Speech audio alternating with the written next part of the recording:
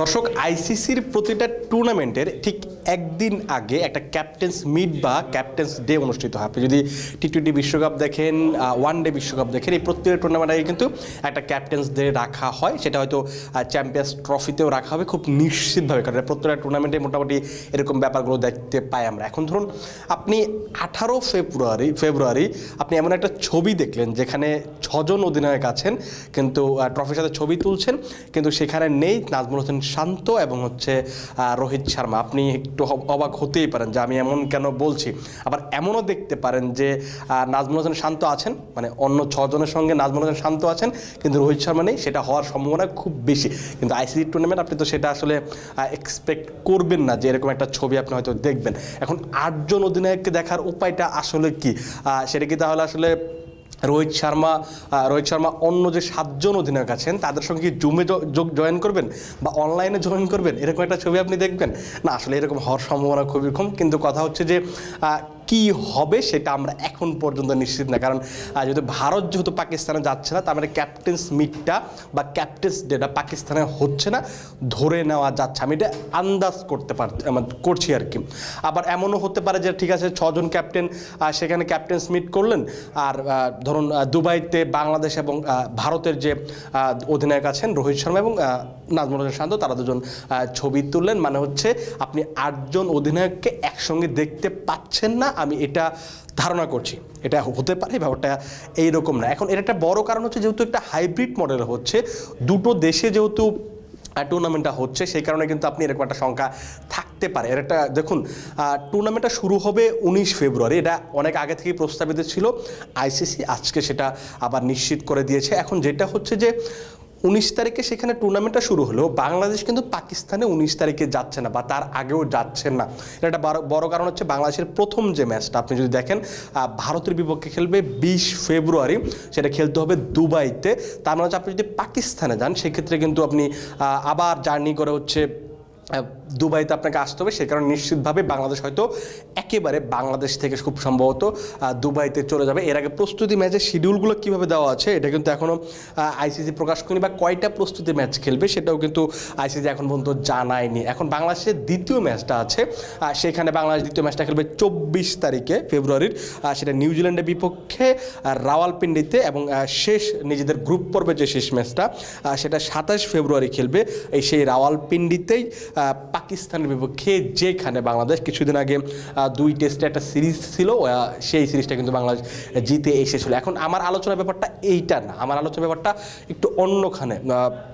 দেখুন, ভারত এবং পাকিস্তানের শত্রুতার কারণে বাংলাদেশ যদি ভুক্তভোগী হয়, সেটা শুধু বাংলাদেশ না, আরও কয়েকটা দেশে নিশ্চিতভাবেই ভুক্তভোগী, বিশেষ করে নিউজিল্যান্ড ভুক্তভোগী হতে হবে তাদেরকে, কারণ সেখানে তাদেরকে খেলতে যেতে হবে, দুবাই খেলতে যেতে হবে, কারণ যেহেতু একই গ্রুপে আছে বাংলাদেশ, নিউজিল্যান্ড, পাকিস্তান এবং ভারত, সে কারণে কিন্তু তারাও কিন্তু সেই জিনিসটার ভুক্তভোগী বলা যায়। এখন জিনিসটা হচ্ছে যে ভারত পাকিস্তানের মারামারি, ভারত পাকিস্তানের সম্পর্কের সমস্যা, সেটার কারণে বাংলাদেশকে খেসারত দিতে হচ্ছে, সেটা কিন্তু খুব দারুণভাবে দিতে হচ্ছে। কেন দারুণভাবে দিতে হচ্ছে বা দারুণভাবে বলতে বলছে যে এটা কিন্তু বাংলাদেশকে খেসারতটা যে আসলে লস দেওয়াতে যে বাংলাদেশের লসটা হবে সেটা কিভাবে হবে সেটা একটু আলোচনা করি। আপনার যদি মনে থাকে 2023-এর এশিয়া কাপ যখন খেলেছিল বাংলাদেশ, সেখানে কিন্তু শ্রীলঙ্কা এবং পাকিস্তানের টুর্নামেন্ট হয়েছিল, এবং বাংলাদেশকে কিন্তু শ্রীলঙ্কা থেকে আবার পাকিস্তানে জার্নি করতে হয়েছিল, কিংবা পাকিস্তান থেকে বাংলাদেশে জার্নি করে দুটোবার জার্নি করতে হয়েছিল। সে কারণে কিন্তু বাংলাদেশের ক্রিকেটারদের যেটা ক্লান্তির ব্যাপার থাকে সেটা কিন্তু আমরা দেখতে পেয়েছিলাম। আপনি যদি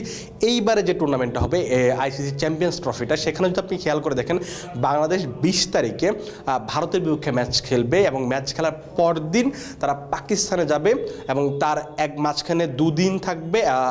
যদি 21 তারিখে যায় তার মানে হচ্ছে 22 এবং 23 তারিখ ফাঁকা থাকবে, সেটা কিন্তু তারা 24 তারিখে বাংলাদেশ খেলতে নামবে। এই যে জার্নি করে যাওয়া, আপনি জার্নি করার পর দিনই হচ্ছে 2 দিন পরে আপনি খেলতে নামছেন, এটা কিন্তু ক্রিকেটারদের মেন্টালি পিছিয়ে দিতে পারে বলে আমার ধারণা করা আমি ধারণা করছি। এবং নিউজিল্যান্ডের ক্ষেত্রেও এই একই ধরনের ব্যাপারটা কিন্তু ঘটবে। আপনার আইসিসি একটা টুর্নামেন্টে যদি এইভাবে জার্নি করতে হয়, এভাবে যদি চলতে হয়, তাহলে কিন্তু এক দেশ থেকে আরেক দেশে যেতে হয়, সেটা কিন্তু কঠিন। এবং সেটা কিন্তু এই ভারত এবং পাকিস্তানের কারণে নিউজিল্যান্ড এবং শুধুমাত্র বাংলাদেশকেই খেসারত দিতে হচ্ছে, কারণ বাকি যে দলগুলো আছে তা প্রত্যেকটা দেশ সেখানে পাকিস্তানে খেলতে যাবে, শুধুমাত্র ভারত ছাড়া।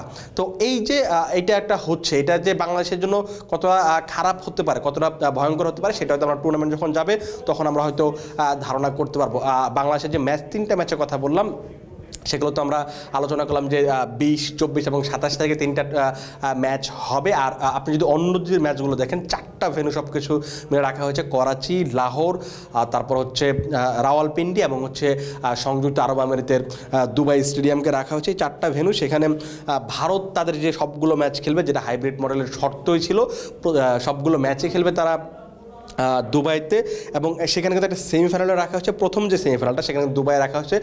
যদি ভারত কোয়ালিফাই করতে পারে, মানে সেরা 4-এ উঠতে পারে, তাহলে প্রথম সেমিফাইনালটা কিন্তু আমরা দুবাইয়ে দেখবো, এবং সেকেন্ড যে সেমিফাইনালটা সেটা কিন্তু আমরা লাহোরে দেখবো। এবং যদি ভারত সেরা 4-এ উঠতে না পারে, বাংলাদেশ, নিউজিল্যান্ড এবং পাকিস্তানকে টপকে, সেক্ষেত্রে কিন্তু আমরা হয়তো দুটো সেমিফাইনালই পাকিস্তানের মাটিতে দেখবে, এটা সম্ভাবনা যদিও কম। এবং যদি ভারত যদি ফাইনালে যায়, সেক্ষেত্রে কিন্তু ফাইনালটা পাকিস্তানে হচ্ছে না, তখন সেটা কিন্তু দুবাইয়ে খেলা হবে। এবং এটা আসলে আইসিসি ফিক্সড করে দিয়েছে, পাকিস্তান, বাংলা, সবগুলো দেশই এই শর্তগুলো মেনে নিয়েছে। এই হচ্ছে চ্যাম্পিয়ন্স ট্রফি নিয়ে আমার কাছে আপাতত আপডেট বলতে আইসিসি যতটুকু জানিয়েছে সেটা আমরা আপনাদেরকে জানানোর চেষ্টা করলাম। এখন যে জিনিসটা আপনাদের নতুন কিছু তথ্য দেই, বিপিএল নিয়ে একটু তথ্য দেয়, সেটা হচ্ছে যে দুর্বার রাজশাহী তারা প্রধান কোচ হিসেবে নিয়োগ দিয়েছে পাকিস্তানের ইজাজ আহমেদ। তিনি দুর্বার রাজশাহীর হয়ে এবার বিপিএলে কোচিং করাবেন। এবং তারা কিন্তু বেশ কয়েকজন ক্রিকেটারও ইতিমধ্যে সরাসরি চুক্তিতে দলে নিয়েছে। সেগুলো হচ্ছে হারিসের কথা আমরা আগেই বলেছি, তারপর মোহাম্মদ হারিসের কথা আমরা বলেছি, রায়ান বার্লের কথা আপনাদেরকে গতকাল আমরা জানিয়েছিলাম যে তার সঙ্গে চুক্তি হয়ে গেছে, সেটা এখনও অফিসিয়াল করা বাকি। দুর্বার রাজশাহী কিন্তু সেটাও অফিসিয়াল করে দিয়েছে। এবং এই মাত্র আমি যখন আপনার ভিডিওটা বানাচ্ছি তখন কিন্তু দুর্বার রাজশাহী তারা একটা অফিসিয়াল তাদের যে মিডিয়া গ্রুপ আছে সেখানে নিশ্চিত করে দিয়েছে যে পাকিস্তানের ইজাজ আহমেদ তিনি দুর্বার রাজশাহীর হেড কোচ হিসেবে এবারের দায়িত্ব পালন করবেন।